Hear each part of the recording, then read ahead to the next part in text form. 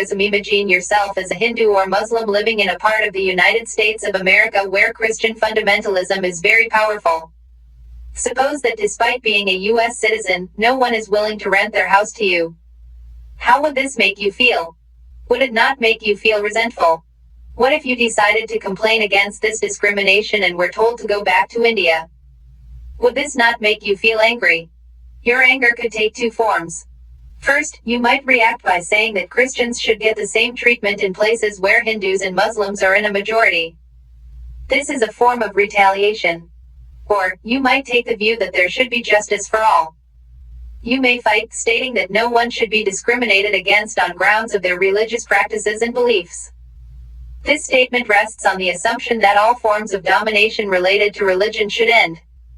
This is the essence of secularism. In this chapter, you will read more about what this means in the Indian context. History provides us with many examples of discrimination, exclusion, and persecution on the grounds of religion. You may have read about how Jews were persecuted in Hitler's Germany and how several millions were killed. Now, however, the Jewish state of Israel treats its own Muslim and Christian minorities quite badly. In Saudi Arabia, non-Muslims are not allowed to build a temple, church, etc., and nor can they gather in a public place for prayers. Reread the introduction to this chapter. Why do you think retaliation is not the proper response to this problem? What would happen if different groups followed this path? In all of the above examples, members of one religious community either persecute or discriminate against members of other religious communities.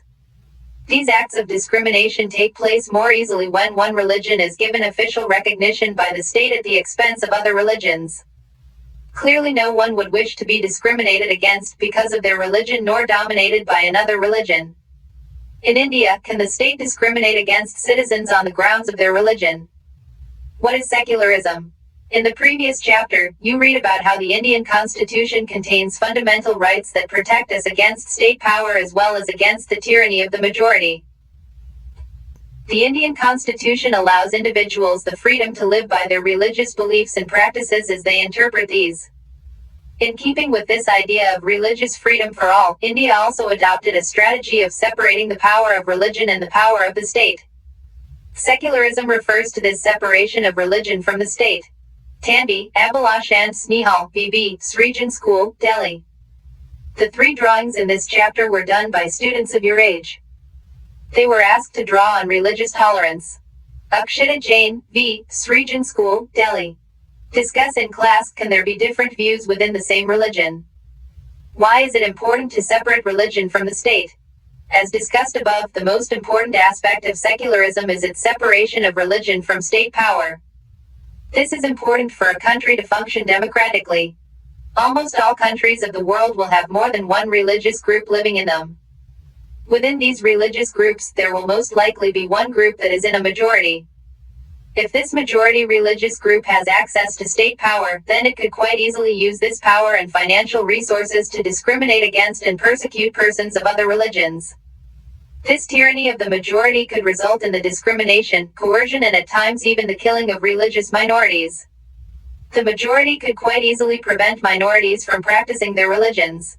Any form of domination based on religion is in violation of the rights that a democratic society guarantees to each and every citizen irrespective of their religion.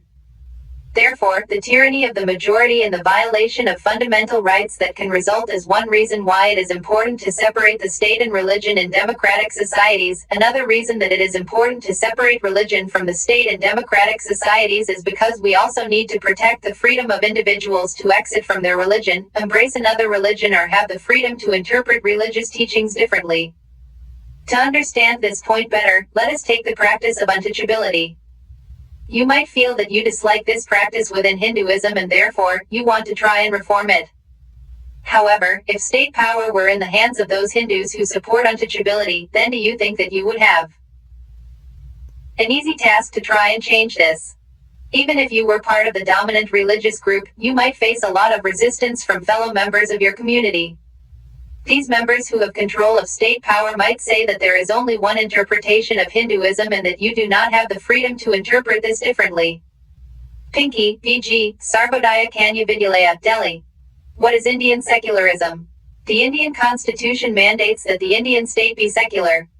According to the Constitution, only a secular state can realize its objectives to ensure the following: 1. That one religious community does not dominate another. 2. That some members do not dominate other members of the same religious community. 3. That the state does not enforce any particular religion nor take away the religious freedom of individuals. The Indian state works in various ways to prevent the above domination. First, it uses a strategy of distancing itself from religion.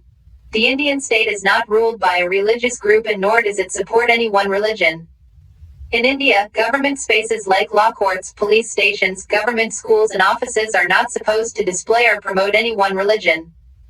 In the above storyboard, discuss the answer given by the teacher. In the above storyboard, the celebration of the religious festival within the school would have been a violation of the government's policy of treating all religions equally. Government schools cannot promote any one religion either in their morning prayers or through religious celebrations. This rule does not apply to private schools. The second way in which Indian secularism works to prevent the above domination is through a strategy of non-interference. This means that in order to respect the sentiments of all religions and not interfere with religious practices, the state makes certain exceptions for particular religious communities. Government schools often have students from different religious backgrounds. Reread the 3 objectives of a secular state and write 2 sentences on why it is important that government schools do not promote any one religion. In the above storyboard, Paramjeet, the Sikh youth, does not have to wear a helmet. This is because the Indian state recognizes that wearing a pugri, turban, is central to a Sikh's religious practice, and in order not to interfere with this, allows an exception in the law. The third way in which Indian secularism works to prevent the domination listed earlier is through a strategy of intervention. You read earlier in this chapter about untouchability. This is a good example where members of the same religion in the United States of America, most children in government schools have to begin their school day reciting the Pledge of Allegiance. This pledge includes the words, "Under God." It was established more than 60 years ago that government school students are not required to recite the pledge if it conflicts with their religious beliefs. Despite this, there have been several legal challenges objecting to the phrase, "under God," saying that it violates the separation between church and state that the First Amendment of the U.S. Constitution guarantees. The above photo shows students taking the Pledge of Allegiance in a government school in the USA. Upper caste Hindus dominate other members, some lower castes within it. In order to prevent this religion-based exclusion and discrimination of lower castes, the Indian Constitution bans untouchability. In this instance, the state is intervening in religion in order to end a social practice that it believes discriminates and excludes, and that violates the fundamental rights of lower castes, who are citizens of this country. Similarly, to ensure that laws relating to equal inheritance rights are respected, the state may have to intervene in the religion-based personal laws of communities. The intervention of the state can also be in the form of support. The Indian Constitution grants the right to religious communities to set up their own schools and colleges. It also gives them financial aid on a non-preferential basis. In what way is Indian secularism different from that of other democratic countries? Some of the above objectives are similar to those that have been included in the constitutions of secular democratic countries in other parts of the world. For example, the First Amendment of the U.S. Constitution prohibits the legislature from making laws respecting an establishment of religion, or that prohibit the free exercise of religion. What is meant by the word establishment is that the legislature cannot declare any religion as the official religion, nor can they give preference to one religion. In the USA, the separation between state and religion means that neither the state nor religion can interfere in the affairs of one another. There is one significant way in which Indian secularism differs from the dominant understanding of secularism as practiced in the United States of America. This is because, unlike the strict separation between religion and the state in American secularism, in Indian secularism the state can intervene in religious affairs. You have read about how the Indian Constitution intervened in Hindu religious practices in order to abolish untouchability. In Indian secularism, though the state is not strictly separate from religion, it does maintain a principled distance vis-a-vis religion. This means that any interference in religion by the state has to be based on the ideals laid out in the Constitution. These ideals serve as the standard through which we can judge whether the state is or is not behaving according to secular principles. The Indian state is secular and works in various ways to prevent religious domination. The Indian Constitution guarantees fundamental rights that are based on these secular principles. However, this is not to say that there is no violation of these rights in Indian society. Indeed, it is precisely because such violations happen frequently that we need a constitutional mechanism to prevent them from happening. The knowledge that such rights exist makes us sensitive to their violations and enables us to take action when these violations take place. Can you think of a recent incident from any part of India in which the secular ideals of the Constitution were violated and persons were persecuted and killed because of their religious backgrounds? In February 2004, France passed a law banning students from wearing any conspicuous religious or political signs or symbols such as the Islamic headscarf, the Jewish skullcap, or large Christian crosses. This law has encountered a lot of resistance from immigrants who are mainly from the former French colonies of Algeria, Tunisia, and Morocco. In the 1960s, France had faced a shortage of workers and, therefore, had provided visas for these immigrants to come and work in the country. The daughters of these immigrants often wear headscarves while attending school. However, with the passing of this new law, they have been expelled from their school for wearing headscarves. Exercises 1. List the different types of religious practice that you find in your neighborhood. This could be different forms of prayer, worship of different gods, sacred sites, different kinds of religious music and singing, etc. Does this indicate freedom of religious practice? 2. Will the government intervene if some religious group says that their religion allows them to practice infanticide? Give reasons for your answer. Point 3. Complete the following table. Objective: why is this important? Example of a violation of this objective: 1. Religious community does not dominate another. The state does not enforce any particular religion nor take away the religious freedom of individuals. That some members do not dominate other members of the same religious community. 4. Look up the annual calendar of holidays of your school. How many of them pertain to different religions? What does this indicate? 5. Find out some examples of different views within the same religion. Point 6. The Indian state both keeps away from religion as well as intervenes in religion. This idea can be quite confusing. Discuss this once again in class using examples from the chapter as well as those that you might have come up with. Point 7. This poster alongside highlights the need for peace. It says peace is a never-ending process. It cannot ignore our differences or overlook our common interests. Write in your own words what you think the above sentences are trying to convey. How does it relate to the need for religious tolerance? This chapter had 3 drawings on religious tolerance made by students of your age. Design your own poster on religious tolerance for your peers. Glossary: coercion, to force someone to do something. In the context of this chapter, it refers to the force used by a legal authority like the state, freedom to interpret, the independence that all persons shall have to understand things in their own way.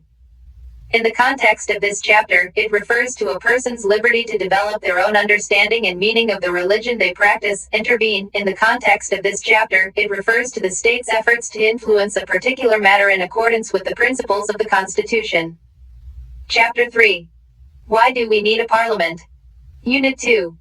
Teachers note how this is a continuation of the theme of government that has already been dealt with in the Class 6 and 7 textbooks. Hence, a recap of ideas is important, especially those related to elections, representation, and participation.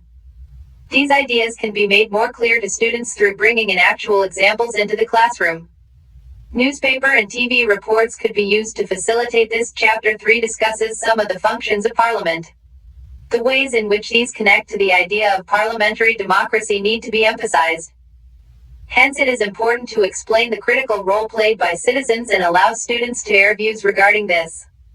At times, students might be cynical about the political process, and your role as a teacher is not to dismiss or agree with this cynicism, but rather redirect it towards what the Constitution intends. Chapter 4 is on understanding laws. Children have little exposure to laws. Therefore, they would require more examples from a familiar context. It is through this they can figure out that laws are meant to apply in an equitable manner. The chapter begins by discussing how this rule of law emerged and the ways in which the nationalists opposed the arbitrariness of British laws. The storyboard contained in Chapter 4 portrays how a new law comes into being. The focus of this storyboard is not on the processes within Parliament. In contrast, the storyboard highlights the important role that people play in transforming an urgent social issue into law. In addition to the law already highlighted, it would be good to discuss another example of a new, contemplated law so that students can relate to the role of people in bringing this about. The chapter ends with a section on unpopular laws. These refer to laws that often restrict the fundamental rights of certain populations. History provides us with examples of several groups that protest what they view as unjust laws.